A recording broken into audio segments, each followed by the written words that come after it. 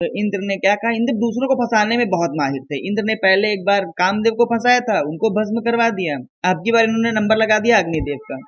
अग्निदेव क्या था, धीरे से अग्निदेव बेचारे इंद्रदेव की बात मान गए, आगे आए, बोले प्रभु मैं आपकी शक्ति को सुनियोजित करूंगा, मैं आपकी शक्ति को संभालूंगा।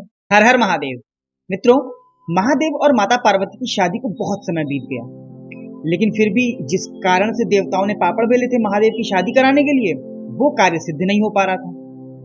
और वो कार्य था ताड़कासुर का वध, क्योंकि ताड़कासुर का वध सिर्फ और सिर्फ महादेव का पुत्र ही कर सकता था। और महादेव की शादी इसीलिए करवाई गई थी कि महादेव का पुत्र होगा तो ताड़कासुर का वध करेगा और देवताओं को और बाकी समस्त संसार को ताड़कासुर के अत्याचारों से मुक्ति मिलेगी। लेकिन महादेव की शादी हुए बहुत समय हो गया था और पुत्र उत्पन्न अभी तक हुआ नहीं था। सभी देवता बहुत परेशान थे, सबसे ज्यादा इंद्र परेशान था, क्योंकि वो स्वर्ग पर कब्जा करके बैठा हुआ था और इंद्र और बाकी सारे देवताओं को उसने वहां से बाहर निकाल दिया था। बहुत समय बीता तो इंद्र भगवान पहुंचे ब्रह्मा जी के पास और ब्रह्मा जी को लेकर पहुंचे विष्णु जी के पास कि महादेव का कुछ पता चल नहीं रहा है और अभी तक पुत्र उत्पन्न हुआ नहीं है और बिना पुत्र उत्पन्न हुए ताड़कासुर का वध नहीं होगा। तब विष्णु जी ने उनसे कहा कि महादेव अभी माता पार्वती के साथ विहार पर 1000 वर्ष बीत जाने के बाद आप उनके पास जाइए और उनसे अपनी समस्या कहिए, फिर वो आपकी समस्या का निराकरण करेंगे। 1000 वर्ष बीते, ये लोग पहुंचे कैलाश। कैलाश पर मिले नंदी जी। अब नंदी भगवान से इन्होंने पूछा महादेव कहाँ हैं, तो उन्होंने कहा कि महादेव तो यहाँ है नहीं, और महादेव का उन्होंने पता लिया। फिर उसके बाद महादेव के पास पहुंचे। जब महादेव के पास पहुंचे, प्रणाम किया, स्तुति करी, चरणों में पड़े पड़े रोने लगे कि महादेव स्वर्ग पर ताड़कासुर का कब्जा है और आपका पुत्र ही हम लोगों को इस अत्याचार से मुक्ति दिला सकता है। इंद्र नौटंकी करने बहुत माहिर थे।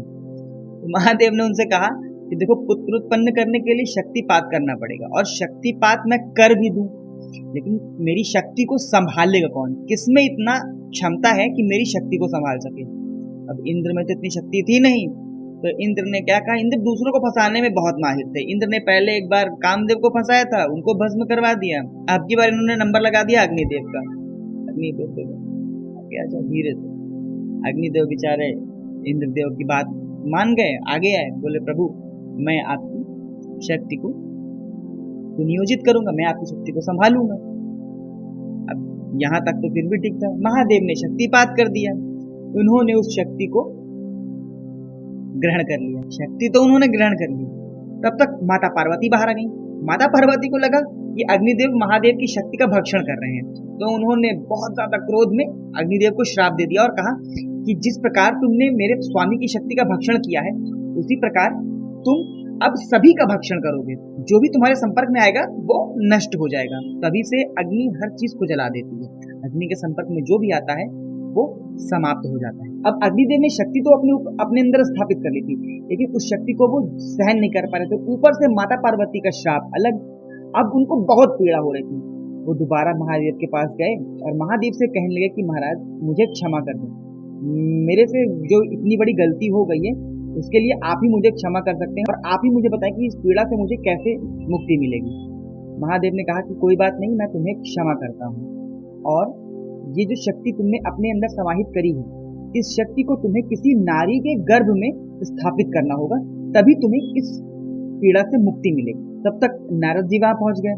तो नारद जी ने उनको बताया कि माघ माह में जो भी स्त्री सबसे पहले प्रयाग में स्नान करेगी, उसके गर्भ में तुम्हें इस शक्ति को स्थापित करना है। माघ माह आया और माघ माह आने के बाद सबसे पहले वहां पर ब्रह्म मुहूर्त में सप्तऋषियों की पत्नी ने स्नान किया। उनमें से 6 स्त्रियों को बहुत ज्यादा ठंड लग रही थी, तो वो चली गई आग तापने। जब वो आग ताप रही थी, तब उस अग्नि के माध्यम से उनके रोम छिद्रों के द्वारा वो महादेव की शक्ति उन 6 की 6 स्त्रियों के अंदर स्थापित हुई। निश्चित समय आने पर उन लोगों ने गर्भ धारण किया। तो सप्तऋषियों को लगा कि ये चरित्रहीन है और उन्होंने उन 6 पत्नियों का अपनी बहिष्कार कर दिया। वो 6 की 6 गई हिमालय पर और वहां तपस्या करने लगी। और निश्चित समय पर जब उनका गर्भकाल पूरा हुआ, तब उन्होंने अलग अलग अंगों को, 6 की 6 स्त्रियों ने अलग अलग अंगों को प्रकट किया। अब क्योंकि वो महादेव की शक्ति से उत्पन्न हुए थे, इसलिए उनका भार हिमालय से सहन नहीं हो रहा था। तब हिमालय ने उन्हें गंगा में प्रवाहित कर दिया। गंगा में जब उनको प्रवाहित किया तब गंगा ने उन सभी अंगों को जोड़कर कार्तिकेय का निर्माण किया। अच्छा, क्योंकि शक्ति उसमें बहुत थी तो गंगा भी उसको अपने साथ ले जा पाने में सक्षम नहीं थी। तब गंगा ने उसको एक वन के किनारे छोड़ दिया। उनको वन के किनारे छोड़ दिया तो वहां से ऋषि विश्वामित्र निकल रहे थे। विश्वामित्र ने उस बालक को देखा तो अपने योग बल से जान लिया कि ये शिव जी की महिमा से ही यहाँ पर प्रकट हुए। उन्होंने उनका नाम रखा कार्तिकेय और उनको बहुत सारा आशीर्वाद भी दिया और कार्तिकेय ने उनको अपना गुरु बनाया। कार्तिकेय ने उनसे दीक्षा प्राप्त करी और उसके बाद कार्तिकेय एक पर्वत पर चढ़ गए। पर्वत पर चढ़े तो वहां से वो अपना पत्थर अत्थर सब फेंकने लगे और नीचे जो भी राक्षस वगैरह रह रहे थे उन सबको बहुत दिक्कत हुई। उन लोगों में हो गया विध्वंस और कार्तिकेय ने उन सारे राक्षसों को वहीं पे मार दिया। अब युद्ध इतना विध्वंस कर था कि इंद्र डर गए और इंद्र ने उनके ऊपर 4 वार किए। तब कार्तिकेय उनके पीछे स्वर्गलोक भागे और स्वर्गलोक में इंद्र गए छुप और कार्तिकेय उनको ढूंढ रहे थे। वहीं पर 6 कृतिकाएं एक सरोवर में स्नान कर रही थी। उन्होंने देखा इतना सुंदर बालक तो उन लोगों में ममता जाग गई। उन सभी ने उसको गोद ले लिया, बालक को यानी कि कार्तिकेय को गोद ले लिया और अपने लोक में चली गई और वहां पर कार्तिकेय का वो लालन पालन करने लगी। इस बीच क्या हुआ, एक दिन माता पार्वती को ध्यान आया कि प्रभु ने शक्तिपात किया था और वो शक्ति अब कहाँ है। तब महादेव ने सारे देवताओं को बुलाया और उनसे पूछा कि भैया जो शक्तिपात हमने किया था वो शक्ति कहाँ है। तब सारे देवताओं ने उनको बताया कि वो शक्ति जहां जहां भी गई सारी जगह उन्होंने बताई, समय बताया और महादेव ने कहा कि मेरी शक्ति से जो पुत्र उत्पन्न हुआ है उसको मेरे पास लाया जाए। तब महादेव ने नंदी के साथ लाखों गणों की सेना को उन कृतिकाओं के लोक में भेज दिया और वो वहां जाकर के उन कृतिकाओं के पूरे घर को उन लोगों ने चारों तरफ से घेर लिया।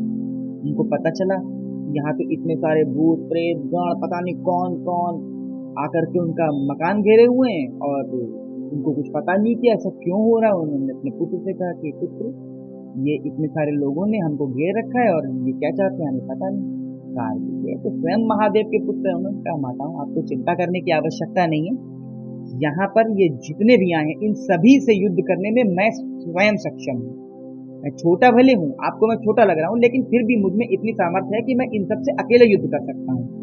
वो युद्ध करने के लिए बाहर आए। जब बाहर आए तो नंदी ने उनको देखा, प्रणाम किया, सारी बात बताई कि ऐसा ऐसा है, आप महादेव के पुत्र हैं और महादेव की शक्तिपात के कारण आपका जन्म हुआ और आप ऐसे ऐसे इस विधान से यहाँ पर आप इन कृतिकाओं के पास आए हैं और आपको महादेव ने बुलाया है और आपको मेरे साथ चलना है।